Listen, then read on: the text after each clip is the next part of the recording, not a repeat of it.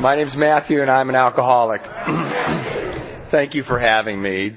It's been really interesting coming to Reno. Vicki and Christy, thanks for just setting this up. I really think it's an honor to speak here. The interesting part is if one more person comes up to me and says, "You're the spiritual speaker," I'm going to run out the door because I've thought a lot about that this weekend. I'm recovering from Catholic school also, and when you start putting that on me, I feel incredible guilt but you know what? Every speaker I've heard has been the spiritual speaker, and I've been listening to get all their good stuff. But it really is an honor and a pleasure to be here. And I always like to say at the beginning of a pitch is that, I come from a very loving and functional family. My parents were not alcoholics. And I always want to honor them because they're not with us anymore. However, there was alcoholism in my family. My uncle Ed used to come and ruin every Thanksgiving. Yeah, it is funny. I can remember he'd start drinking, and then all these fights would break out about Nixon. And I was just a little kid, but I could see it was the drinking. And I just stopped going to my house for Thanksgiving because I didn't like to see that. I felt uncomfortable around it, and my mother would cry because it was her only brother. Her other brother had died of alcoholism. And my father would, reevaluate his arguments all night long after my uncle stormed out.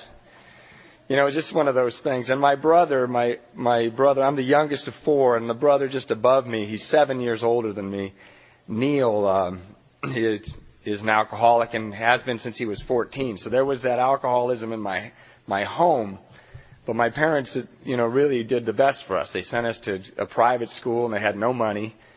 And they sent us all to college, except for Neil, because he couldn't quite make it. He ended up getting his high school girlfriend pregnant and started his life as a functioning alcoholic. But he got sober, And also, I should say, my grandfather, Neil, who my brother is named after, died of alcoholism in 1945, and Bill Wilson tried to help him personally.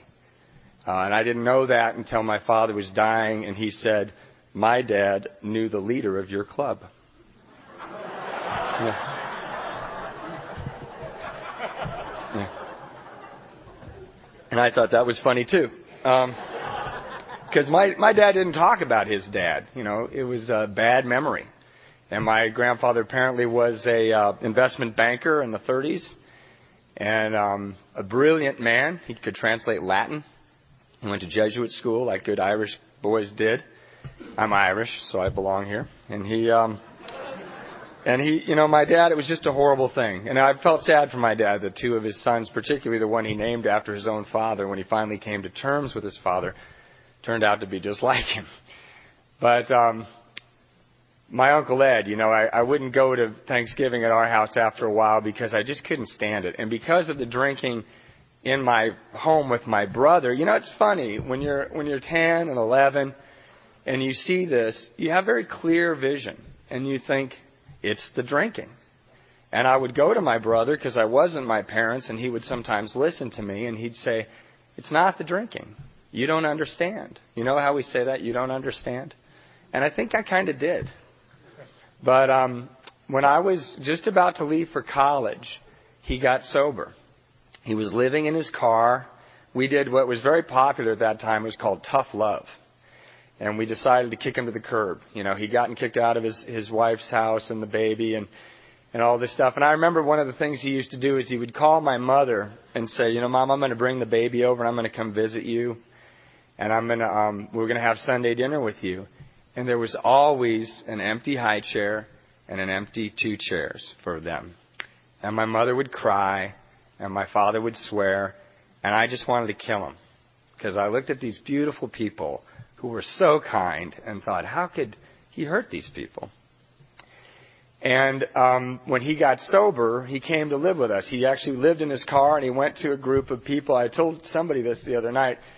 My brother would share at an AA meeting because it was the only place he could go. It had hot coffee, and he would share. And there was a guy, an old-timer, I think the old-timer in that group at that time had like 7 years.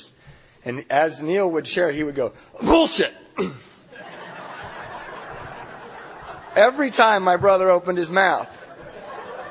And my brother had the wherewithal to finally ask that guy to sponsor him. And that guy went, oh, Christ, you know. And my brother was sober for 20 years, and he got exactly 20 hugs from his sponsor, only on his birthday. It wasn't one of those touchy-feely relationships.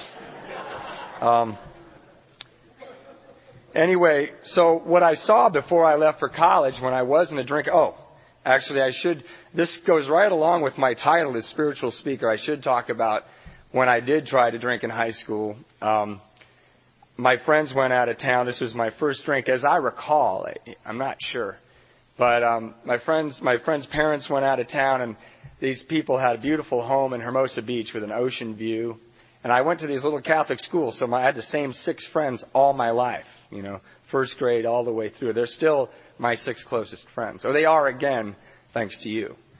But I went to this house, and there was the 6 of us and no girls. And back then, when you're, you know, a sophomore in high school, that's a party. And they got a bottle of tequila, and I immediately felt tense. I was pretty tightly wound anyway. You know, a Catholic school, the brothers drinking. I'm trying to please my parents. I got a lot out of the Al-Anon luncheon.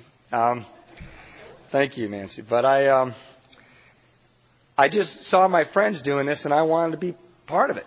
And so they were doing shot glasses of tequila, and I'd never had tequila, and I took a shot, and I wasn't tightly wound anymore. I just went, whoa, and I relaxed. And I had another shot. And then I thought I was pretty entertaining, and wisdom came flowing from me. And so I got a glass and said, you know, let's just forget these little glasses, put it in here.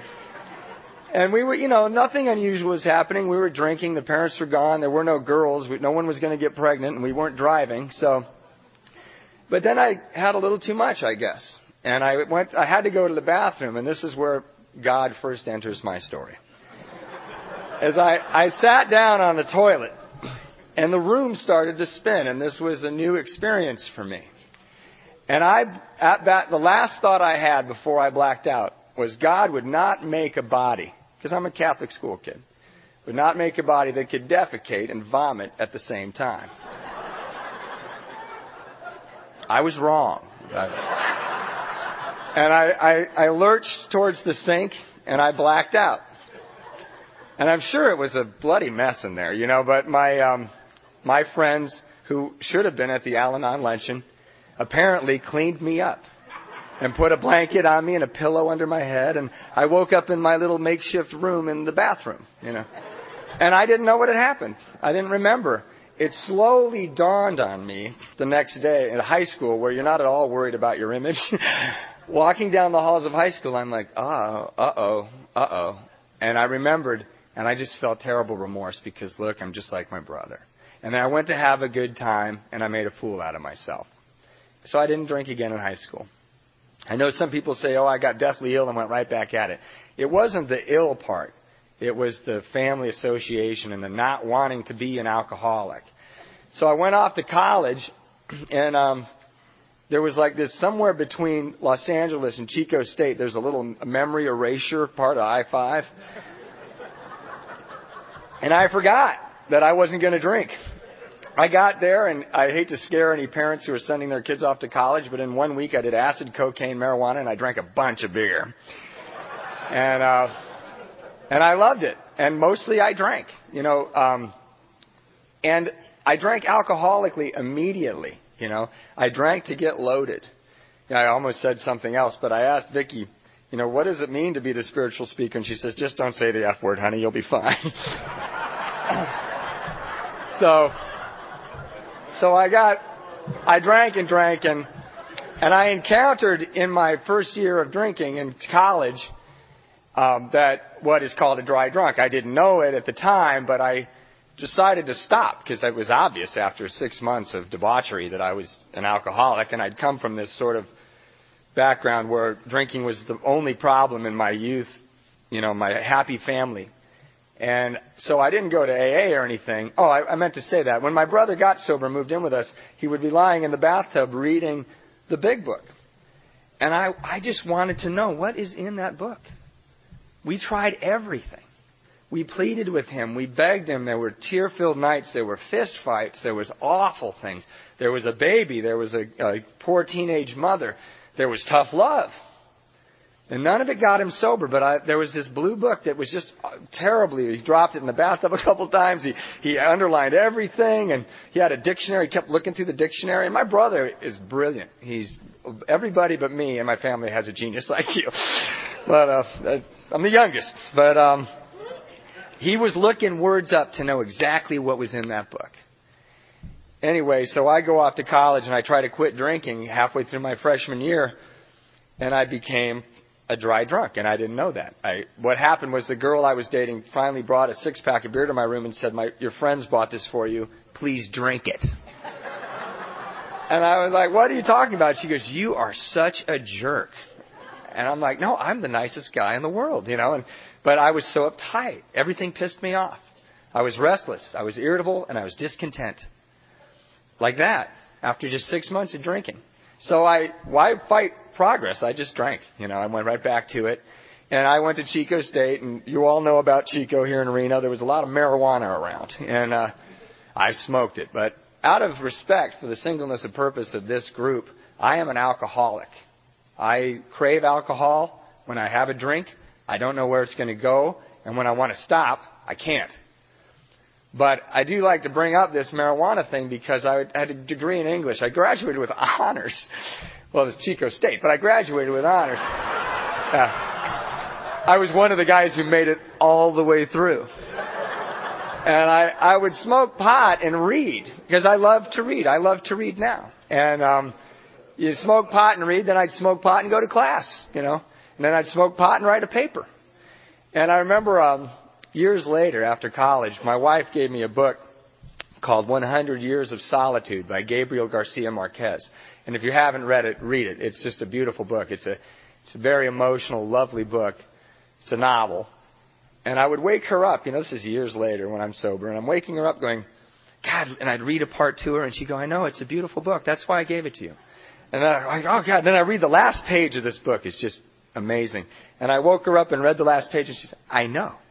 And we moved into a house later on that year, and I'm carrying this big file drawer, and there's a paper that I wrote in college on 100 Years of Solitude that's 10 pages long, and I didn't remember any of it. But I was told by a psychologist, it's called conditioned learning. If you're stoned when you read and write, then when you get stoned, you remember that. But because you've lost all that short-term memory, so if I smoked pot today, I could own this casino. I'd be brilliant. But as it is, all of my college is completely gone from my memory. And some things I'm grateful for. Anyway, I went to college. I ended up going to the East Coast to college, too. I went to UMass Amherst, which turns out is the Chico State of the East Coast. Lucky me. And then after that, I was playing music. And that's what I did. When my brother was drinking and there was this chaos in my life, my mother bought me a guitar. She was so cute. My mother was a very lovely, quiet, observant person. And she said, you don't get picked first for the team, do you, Matthew? I said, no, I don't. And she said, well, do you like to play an instrument? And I just loved guitar music. I always listened to it. I loved the Beatles. I loved Stones. I loved Segovia. I loved guitar music when I was very small. So I got a guitar, and I just played it all the time. I went in my room and played it because I couldn't make sense of all that chaos. And I love music. So, I played alcoholically or whatever. I was obsessive about it. I played 4 to 6 hours a day. And I had awful acne in high school, but I dated the head cheerleader because I could play the shit out of the guitar. Yeah. And all these jocks used to throw me against my locker and ask me why I was dating her. And I'd be like, I don't know, but I am. Anyway, I always liked that. So I went on tour with these rock bands is what I did with my great degree in literature. And I toured around and because I didn't want to grow up and because I loved to play music. And I had some Class A opportunities. And I blew all of them. I played with a band that made several albums and they asked me to leave in between albums. I'm not even on an album. I wrote one of the songs. I would miss the bus. I would be in one town, and I liked the people and the drinking so much, I thought, I'll just stay an extra day. And the bus would leave. And that's a bad thing to do to your band when you play lead guitar. And they're looking at that. There's like a microphone and a spotlight, and nobody's standing there. And I would show up to recording sessions drunk. And the reason I always try to say this is I loved music. This is what I wanted all my life, and I blew it. I drank myself out of the job no one else could drink themselves out of. I drank myself out of being a rock star, you know. My own bandmates would be like, dude, cool out, you know. I'm like, what do you mean? We're in a rock band, you know. This is part of the life. I drank wild turkey. We used to call it the kickin' chicken. And we drank. But, so my mother, when I was living on the East Coast, I was living in North Carolina playing with this band called the Connells, and we were having some success, and they asked me to leave. And my mother got cancer at that time and had gotten a very short amount of time to live. So I lied, and I told everybody that I came back to be around my mother. It was a lie. I came back because I burned all my bridges. But I look good if I'm coming home to take care of my mother. And I got a job at a restaurant, a Marie Callender's restaurant. And as a waiter, and I went back to, I had this apartment near the beach on Avenue A in South Catalina in Redondo, a real neat little area. And they quickly made me a manager because I was one of the few waiters who had a degree in literature and honors, and I went to some grad school, and they quickly made me a manager, and they had a bar there. And I had the keys. And I was a failed rock star. So I had all this, and this job was so beneath me, you know, managing a Marie Callender's, that I would go at night. It was on Pier Avenue in Hermosa Beach. Somebody here knows this Marie Callender's, and if you drank there, I don't remember you. But we went. I would close the thing at night and hang out with some of the waitresses and drink, and hand out free liquor from the bar, and often be the only one there in the wee hours of the morning. And I would see the manager for the day shift driving down the street because all the windows faced the street, and I would run through the restaurant and slide across the kitchen and set the alarm and jump out into the parking lot, this vast parking lot with one car in it. And I would lie down on the floor of my car because he's not going to know I'm here, right? And he would drive up, park right next to me, look at my car, unset the alarm, and go in. And the bar's a mess, and I hadn't done the books, and, So anyway, I started hooking up with these waitresses. I was a little more worldly, and I was the manager, and I slept with, sexually irresponsible with as many people as I possibly could be. And this one waitress was, it may be crass to say this particularly as the spiritual speaker, but when we were naked and making love, we liked each other a lot. But when we were dressed and sober, we hated each other. We just fought all the time. I'd never had a girlfriend that threw things at me, and this girlfriend threw things at me on a regular basis if we weren't loaded. But when we were loaded, it was a sexual relationship. Well, just before I get fired from Marie Callender's, she gets pregnant. I got her pregnant. And if you had lined up all the waitresses and said, which one would you like to get pregnant? I would say, not that one. Her, not her.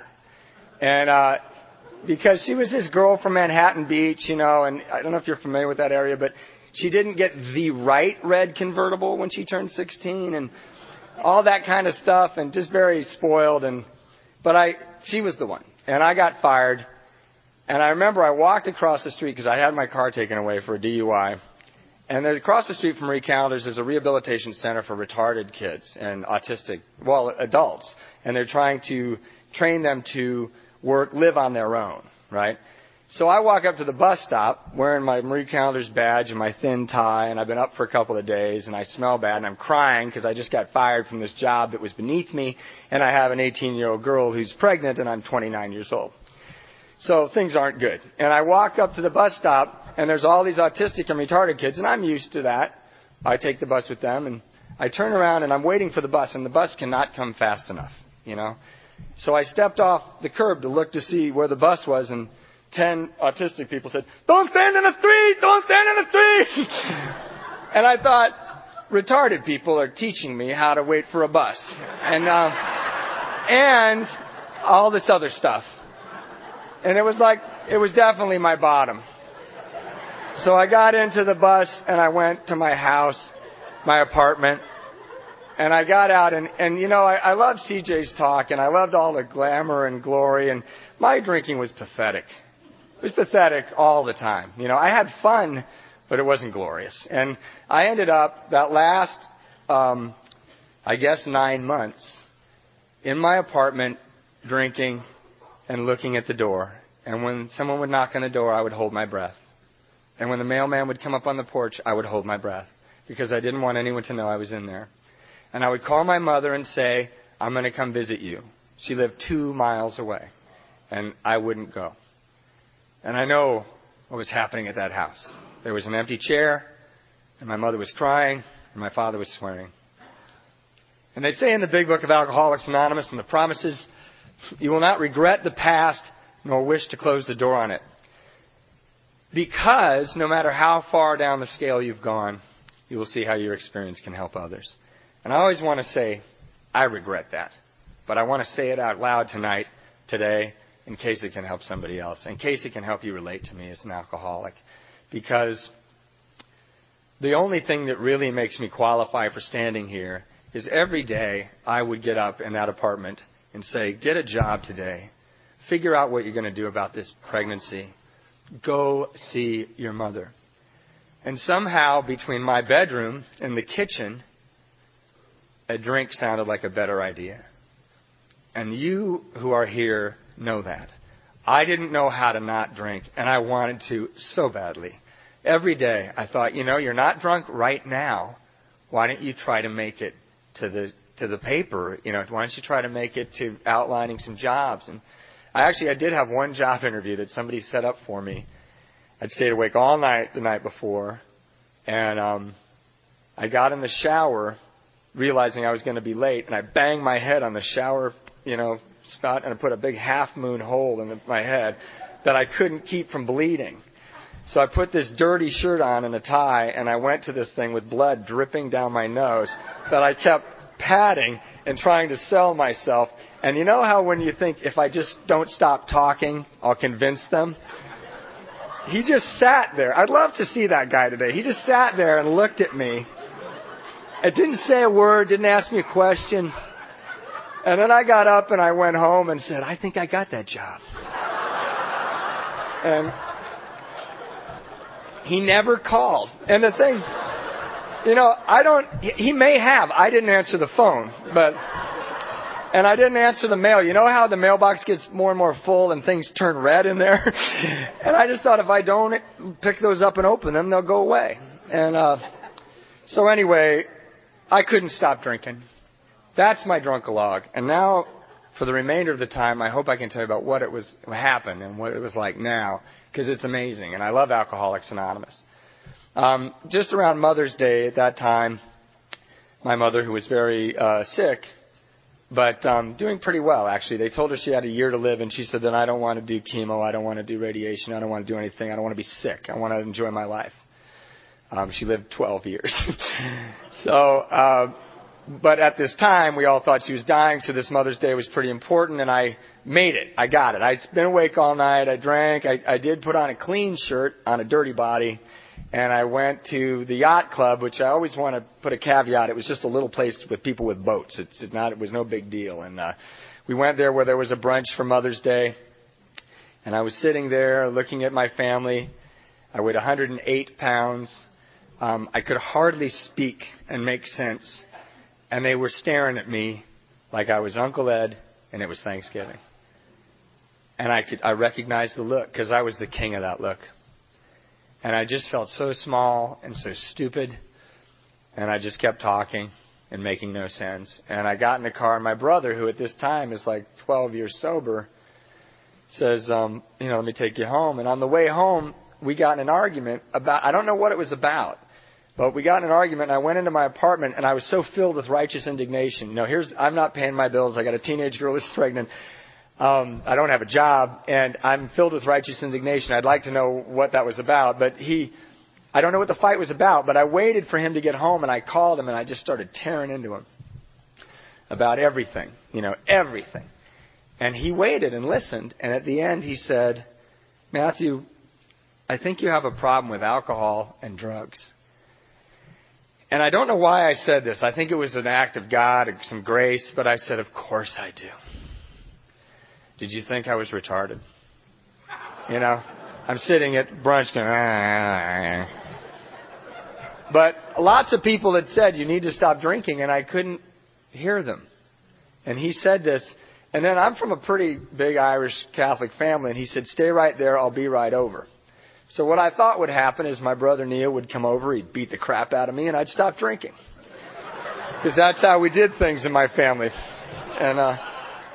And it was perfectly legitimate as far as I was concerned, and I sat there and prepared myself for a beating. And he came in and said, you want to smoke? You don't have any cigarettes? I need to talk to you. And I took 2 packs of Marlboro Reds, and I went down to the beach, because I lived right next to the beach.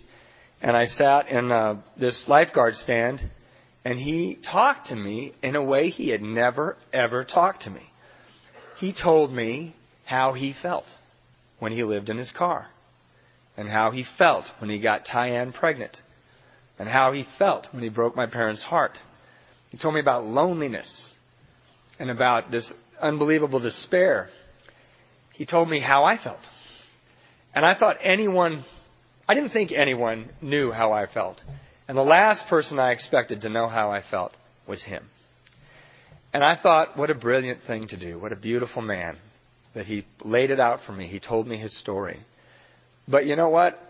It's the book. It's the chapter Working with Others. It wasn't his idea. It's how you do it.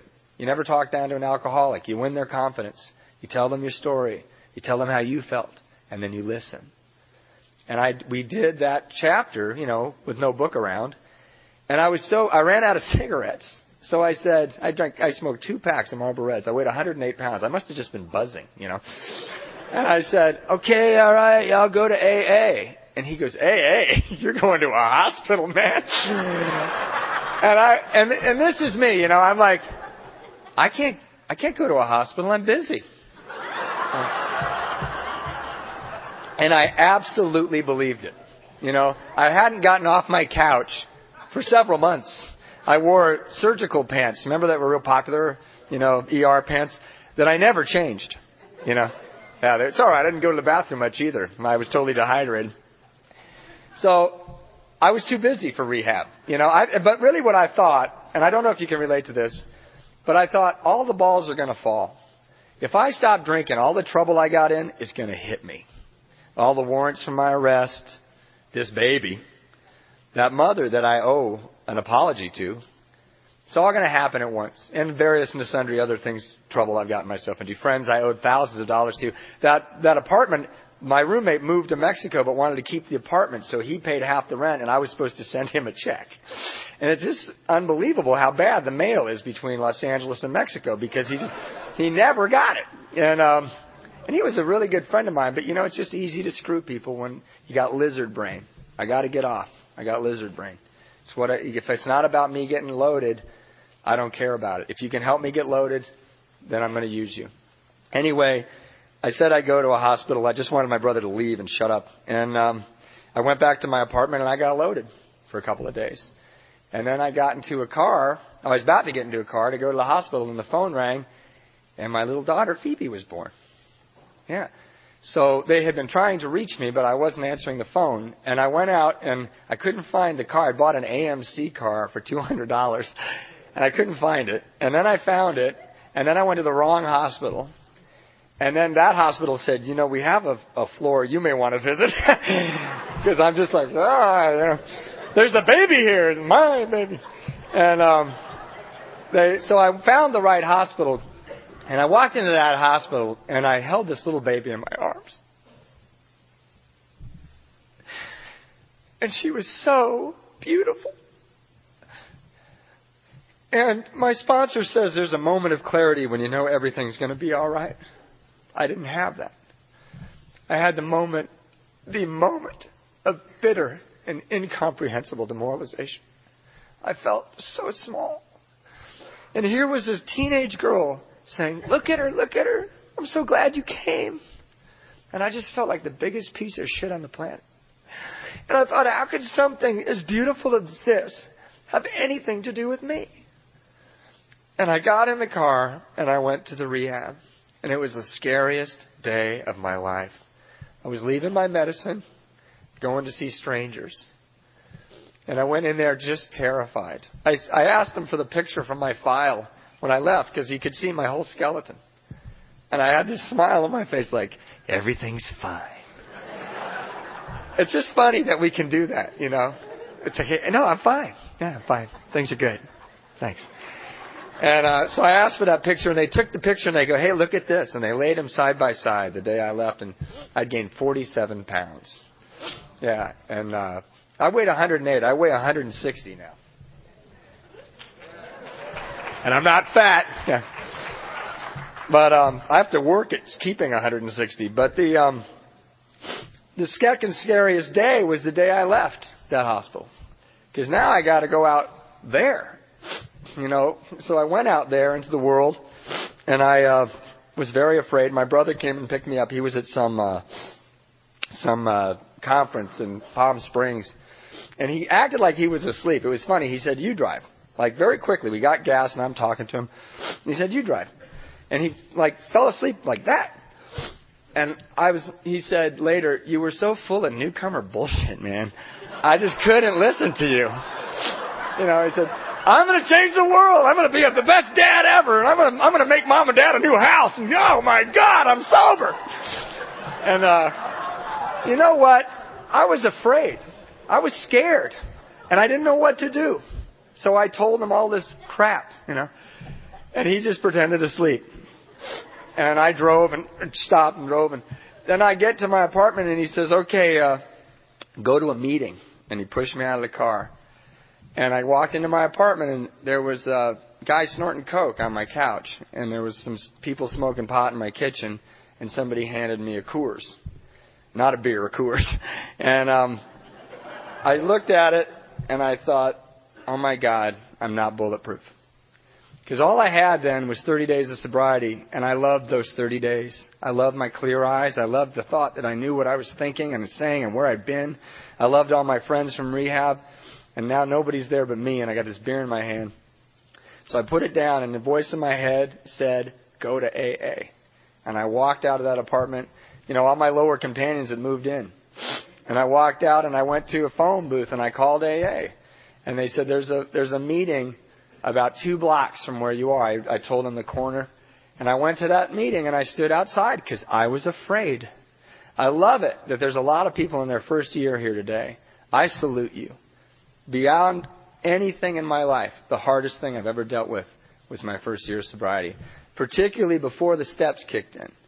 That's the desert. No alcohol, no recovery. And all you have is all these people to hang close to and stay in front of and stay in the middle of. You can't fall out of the middle of Alcoholics Anonymous. You can fall out of the edge, and we do all the time. But I went to this meeting. I was so afraid to go in, I walked around the block. I walked around the block again, and I prayed my ass off. The only prayer I knew was the Serenity Prayer. I said it like a mantra, you know, and a bunch of Catholic prayers in Latin. So then I went in that I didn't know what they said. And then I went into this place, and there was a guy setting up the chairs. I was like an hour and a half early. And it was really, God was taking care of me because the guy said, I walked in and I said, I am so afraid. I didn't say hello. I said, I am so afraid. And his name's George O'Hagan. He's just a wonderful man. And he said, okay, I'm going to help you. You need to set up all the rest of these chairs. And I was like, okay. And I was still very afraid. And then he stood me by the door. He introduced me to everybody. And I knew some of them. They were my brother's friends. I played volleyball with them. I played softball with them. They'd come to my parents' house and help clean up and do stuff for my mom and dad. They did AA.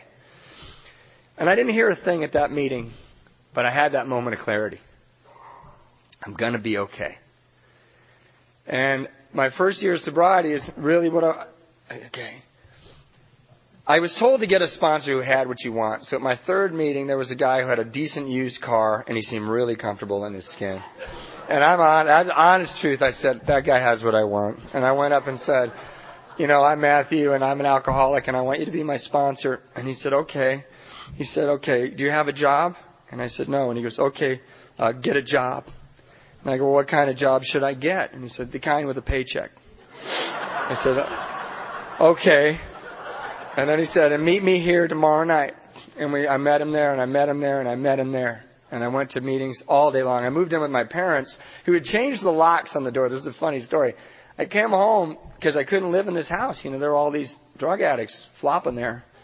And I went into my parents' house, and the lock, I had a key, but it didn't work. And they came out and took me in and gave me my old bedroom back. And I said, hey, the locks are changed. And they went, yeah, we'll change the locks.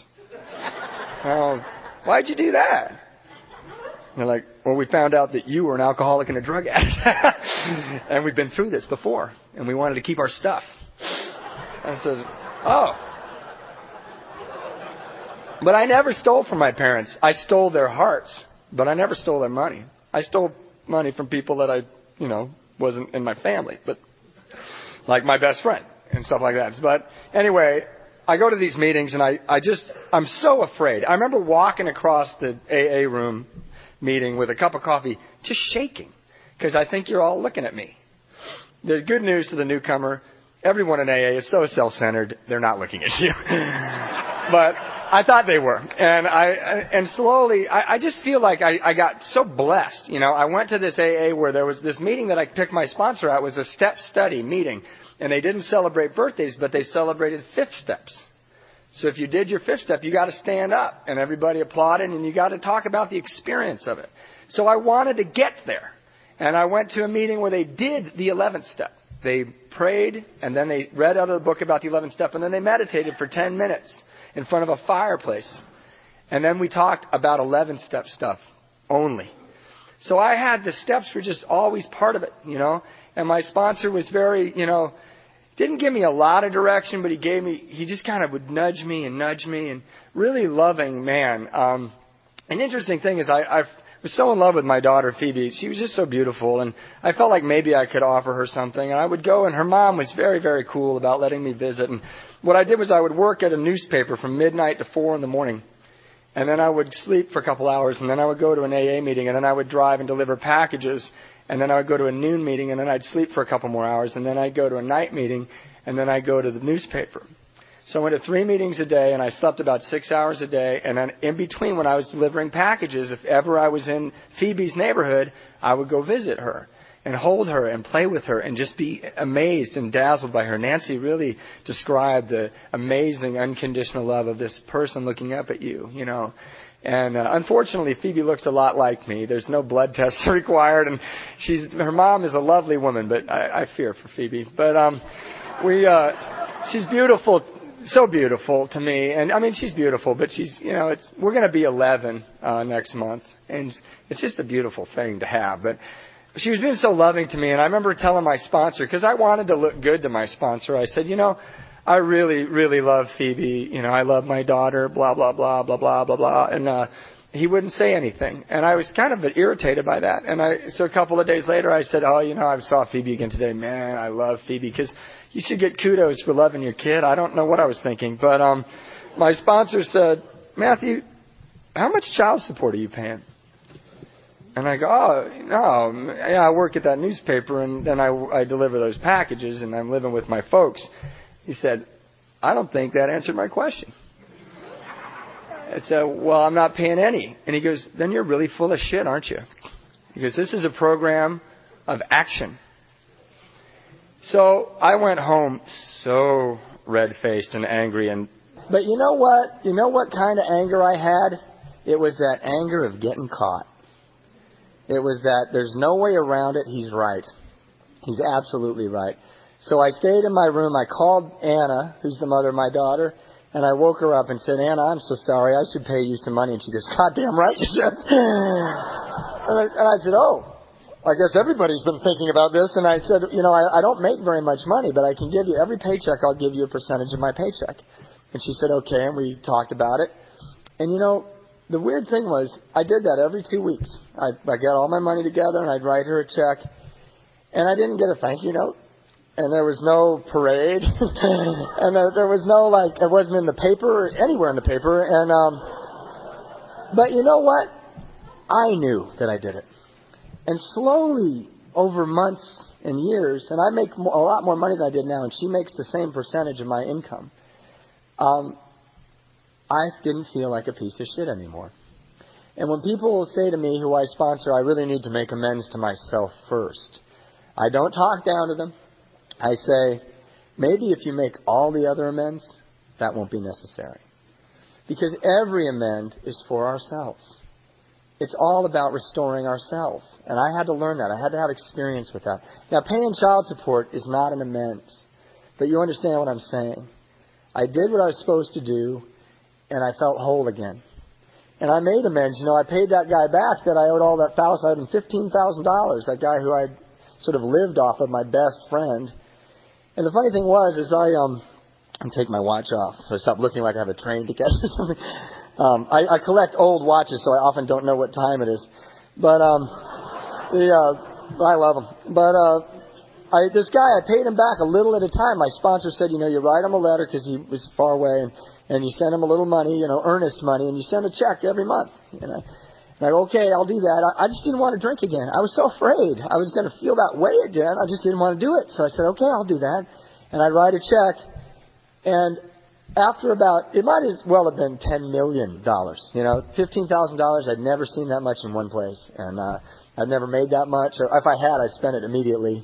And there I was, you know, paying this guy $25 and then $50 a month and then $100 a month. And then I'd miss a month and pay him $200 or call him. And then one day, I paid him about $7,000. He called and said, hey, stop sending me that money. He said, you know, I'm so proud of you. And it's so great to see you sober.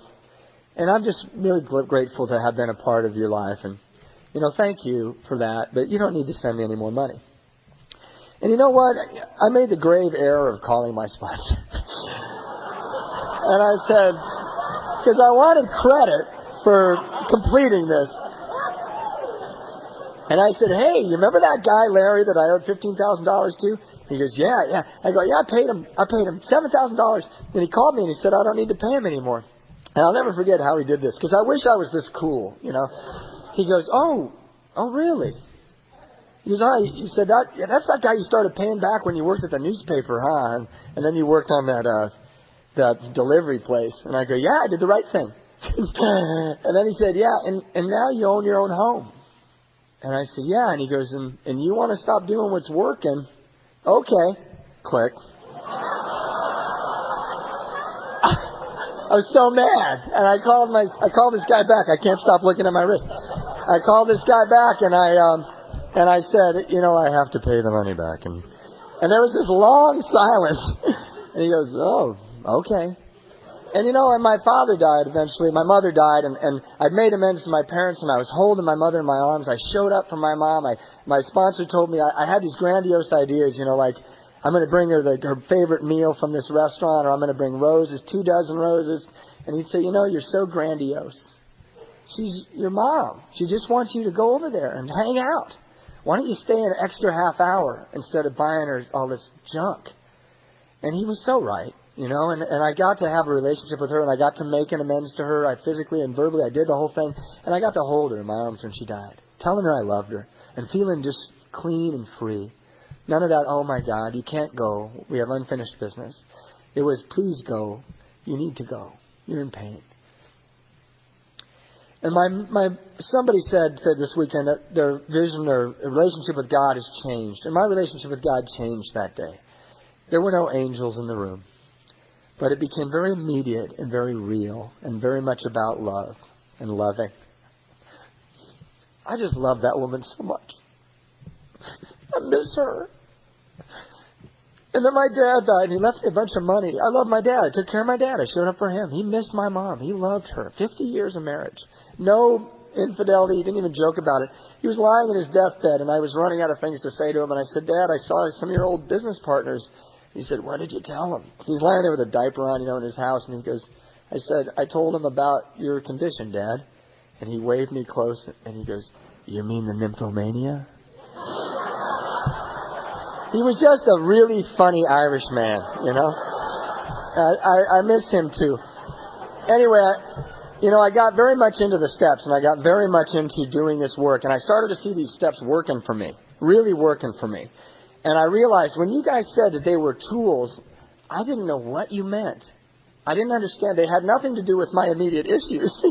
I had warrants and stuff, and I went to jail my first year of sobriety behind warrants. I got pulled over for a smoking tailpipe, and the guy said, "Step out of the car, please." And I said, "I'm 60 days sober." And he said, "Welcome to your past. Turn around, put your hands behind your back."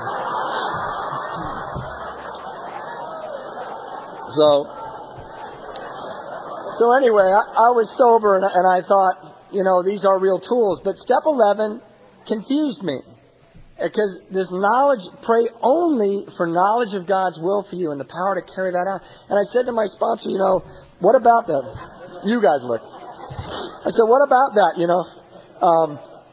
how do I know God's will for me? And he didn't answer me. He just listened as I ranted about it. And I called him again and said, I'm pretty serious about this. I know these are tools for living, and I believe in this program, and I love this, but I don't get this. It's too ambiguous. And he said very quietly, he said, "Matthew, God is constantly showing you His will for you.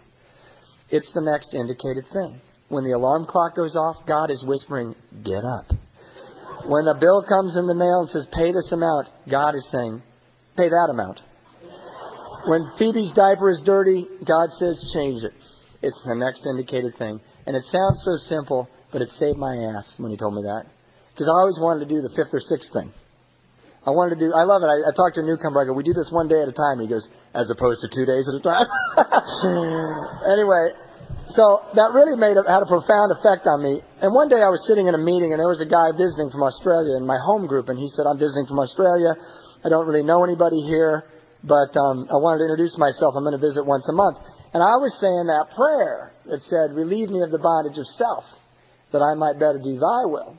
So I thought, maybe I should make a point of remembering that guy's name. So I did. And when he came back a month later, I kind of ambled up to him and said, "Hey, Kevin, welcome back. I'm Matthew." And he said, "Oh, you remembered my name. I'm impressed with that," in this great Australian accent. And he said, "What do you do for a living?" And I was like, "Oh, shit." And I go, "Well, I drive a truck, and then I fold newspapers at night." And I went to grad school, by the way. And he said, "Well, come see me." And he was like a huge executive at Qantas Airways. And he gave me a job. And the reason I say this story is I wasn't looking for a job. I was trying to be of service to an alcoholic who was out of place. And I got a job.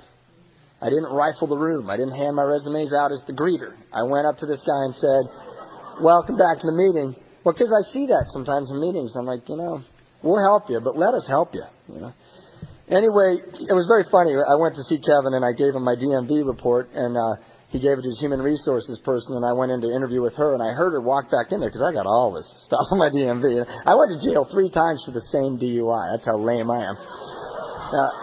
I just couldn't pay the whole fine, But anyway, he goes and I hear her whispering to him, and then he goes, "He's not going to fly the goddamn planes. He's going to put people on them." So he hired me. It was so sweet, and there I was working at Qantas Airways, and I just felt on top of the world. I had made friends with the mother of my daughter. I was not going to marry her. We realized that we were going to be clothed and sober a lot, and it wasn't going to work out. And but I was, she went off to Chico State, and I went and visited, and I called every single day and talked to an infant and said, "Hello, I'm your dad." And I did what I was told to do. And when she would get upset with me and scream at me, my sponsor would say, "It takes 2 people to have an argument. She has every right to be mad at you. Just let her yell and then say, 'Excuse me, I'll talk to you when you're not so upset.'" And that really healed us, Anna and I. It really did help. I let her get her stuff out. It didn't push all my buttons. She threatened I'd never see Phoebe, all that stuff that we go through. But there I was at the airport, and I bought a new guitar. I was making enough money where I could pay my amends, pay my rent. Or no, I wasn't paying rent. I was still with my parents. And I bought this guitar. It was a beautiful guitar. It's a Taylor, Dan Curry. It's just a lovely instrument. And I was so excited, and nobody at the airport, I wasn't real close with my Qantas coworkers because I got hired by the vice president. So everybody was a little nervous, and I would never go out to drink with them. But I went up to the bus stop, and there was this lovely British woman from British Airways standing there. And I was just so excited. And I said, hey, can I show you my new guitar? And she said, I don't look at strange men's guitars.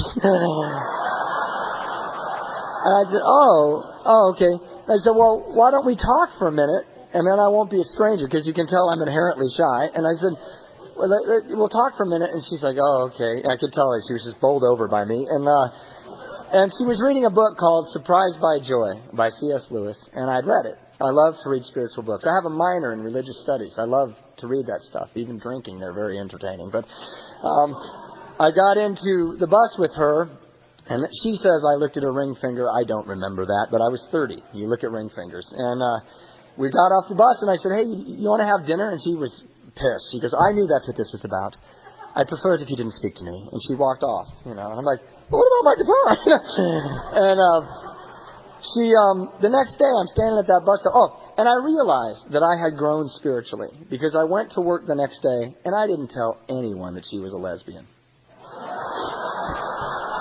Because that's what I would do, It's like, oh, you don't want to go out with me? There must be something different about you. But it was true. I just went to work and thought she didn't want to go out with me, and that's okay. I don't have to tear her down or paint her in a different light. I love lesbians, don't get me wrong. But anyway, she came up to me at the bus stop and said, I believe I was rude to you. Would you like to miss this bus and have coffee? And I said, yes. And we went and had coffee. And we'll be married 8 years in July.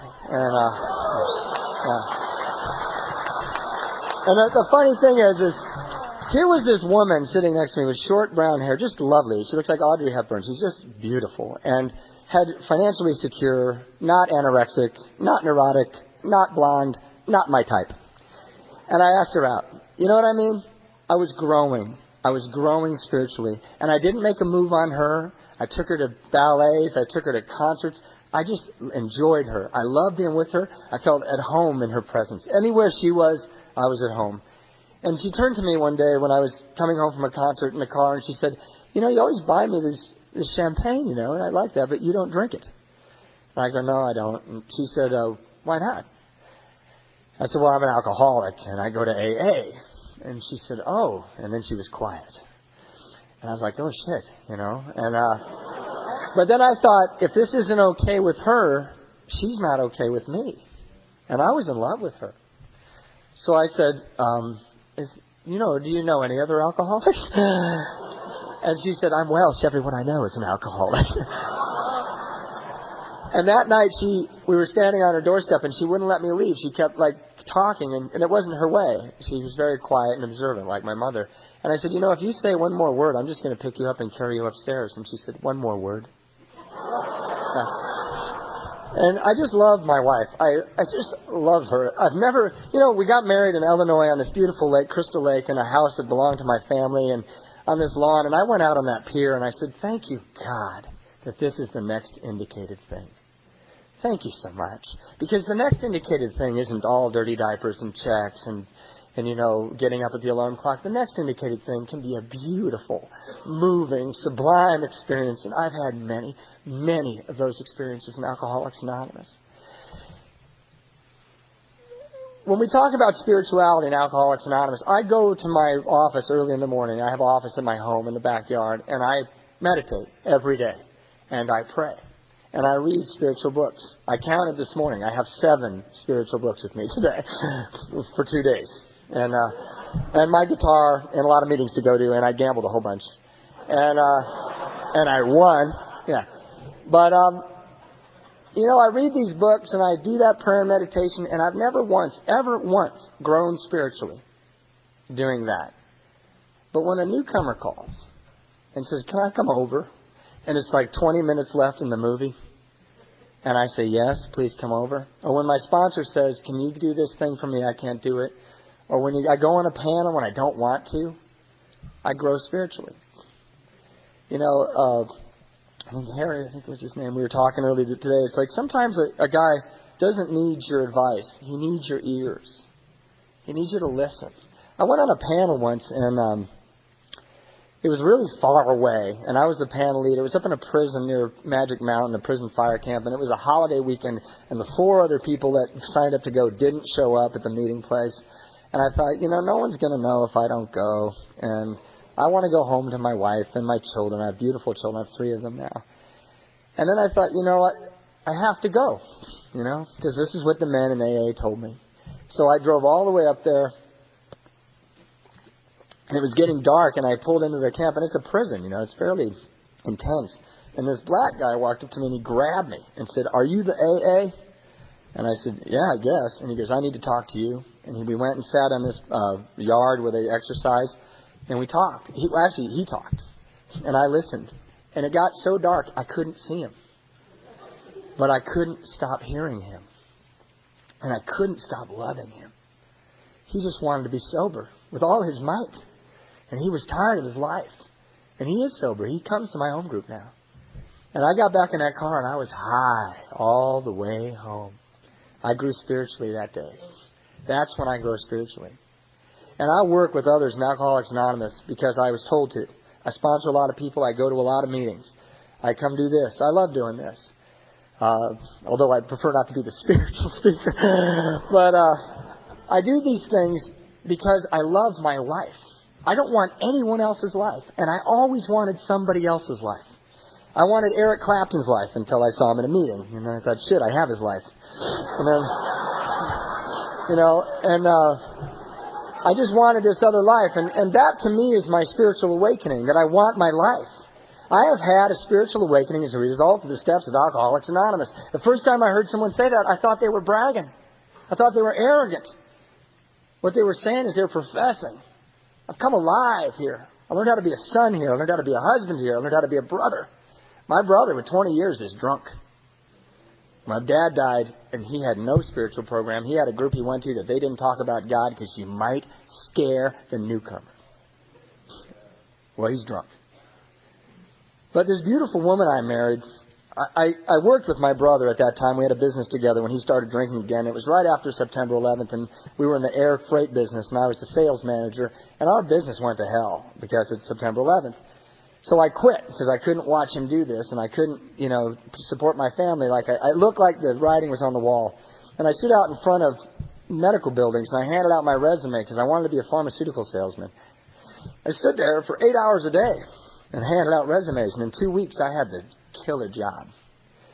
This was a guy who banged his head on the shower and sat there and babbled, with blood dripping down my face. And I went there with absolutely no experience in the medical field, and I'm a successful pharmaceutical salesman. I am a drug dealer. Yeah. I'm getting some of that money back. Anyway, I came home and I was so happy, I was so happy. I got this job and we were finally going to be getting ahead. We've always done okay. My wife had a good job at British Airways and I was making okay money, but we had our own home and our kids were clothed, but we were going to make real money. And my wife didn't look very good. She looked kind of tired, so I took my kids to the park. My wife had a stroke and just fell over. And her whole face just went, and her arm and her leg. And I came home from the park because my pager went off, and I thought it was this work. And I don't know who called, but I went home, and she was lying there on the floor. This beautiful woman. And she's so British. I walked up to her and said, "Honey, I think you had a stroke." And she said, okay, but don't call an ambulance, okay? And I called an ambulance, and I rode the ambulance, and I thought, oh, my God, I'm going to lose her. And we got to the hospital, and I called my sister, and I called some friends and said, I'm so scared. And they landed a helicopter, and right when they landed the helicopter, it turns out my brother hadn't paid the insurance. And they said, this insurance is no good. And I said, do you have a rickshaw or something? I can take her to the hospital. And I got in this helicopter and thought, this is real, man. We're flying to another hospital because she's dying. And we got to this hospital, and I got out, and I sat there, and I tried to help her, and they said, this is much worse than we imagined. My wife has lost the center of her brain from here to here. If you have a major stroke, you lose a quarter size of your brain, like the size of a coin. My wife dissected her carotid artery. And there was a time when they didn't know if she'd make it. I spent 10 days in ICU lying there with her. And every time I walked out in the waiting room, there were 15 to 20 people from Alcoholics Anonymous waiting there for me. What can we do for you? And I said, help me, help me. And I went back in there, and I had to go to Chicago. I had to go to Chicago, right? Because I had to go study for this job, and we just lost half our income. And you guys told me in AA, you're not special. You suit up and you show up. So I flew to Chicago with my wife in the hospital. And I didn't tell anyone at my new job that my wife had just had a stroke, because I didn't want to be the guy with special needs. I wanted to be a worker among workers, like it says in the 7th step. So I went there and I studied my ass off because I had to do this. I had to be successful. And every time we had a break, it was 8 hours a day, 5 weeks of study. I'd go and I'd pick up my cell phone, and there'd be 10 calls, 15 calls. We went to see your wife. Man, she looks good. We fed your kids today. We're buying a Christmas tree. What can we do? What can we do to help you? How could I drink? I was so far from home. Everybody else was drinking and ruining their marriages, I might add. There were 1,000 young reps there, and they were going to the sports bar, and I was going up to my room and praying.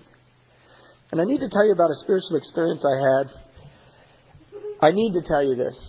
I thought all my sobriety that the serenity prayer said, God, give me the patience to put up with the stuff that I don't like.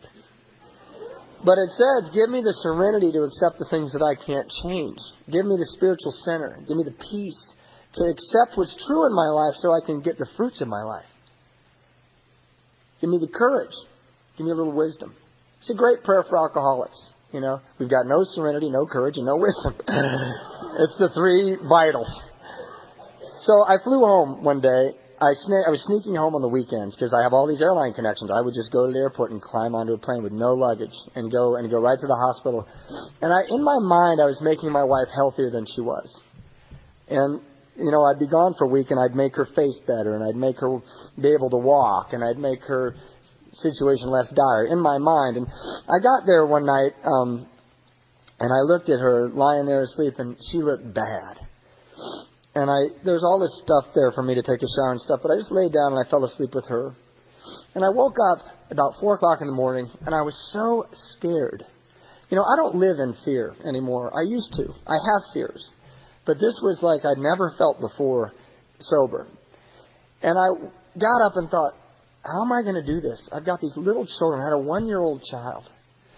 I had a 4-year-old, and Phoebe was 8. And I thought, how am I going to do this? She was 9.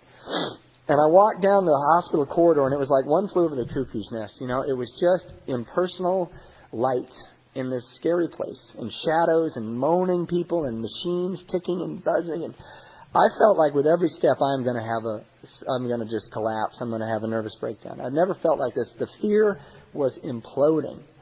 And I went into the shower, and it was even worse in the shower. It was, everything's orthopedic, and it's just... And I got on my knees in the shower, and I prayed with the intensity that I have never prayed with in my entire life. And I said, God, you don't need to help, heal her. You don't need to make me a lot of money. You just need to come into my heart, because I am so scared. I need your power. I want the knowledge of your will for me, and I need the power. And I got up, and I was just cleaner. I didn't feel any different. I just felt terrified. And I thought, shit, if that one didn't work, and I put my clothes on, and every step back to her room, I thought, I have got to get my act together. She's going to wake up, and I'm shaking. My whole body is shaking. And I thought, I'm not going to make it. I'm not going to be able to do it. I'm going to get fired. I'm going to lose my house. My kids are going to realize I'm a big phony. My wife's not going to love me. You know where we go. And I go into the hospital room, and it's so dark I can't see her.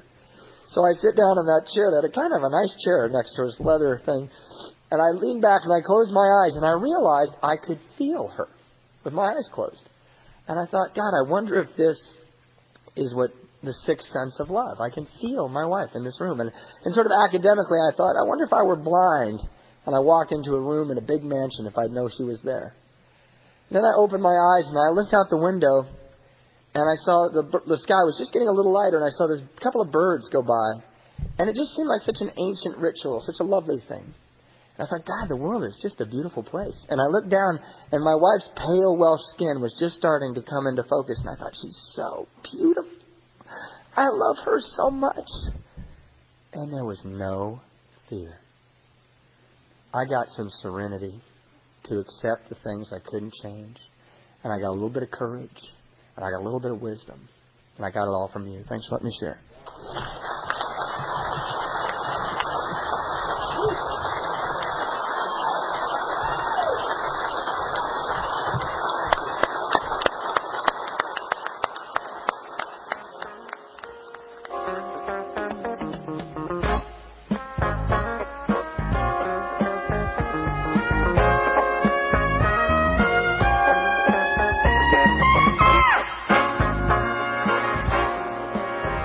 We hope you've enjoyed this recording. To obtain additional copies, receive a free catalog of AA and Al-Anon talks, or to find out about our tape and CD of the Month Club, call Encore Audio Archives at 1-800-878-1308, or visit our website at www.12steptapes.com.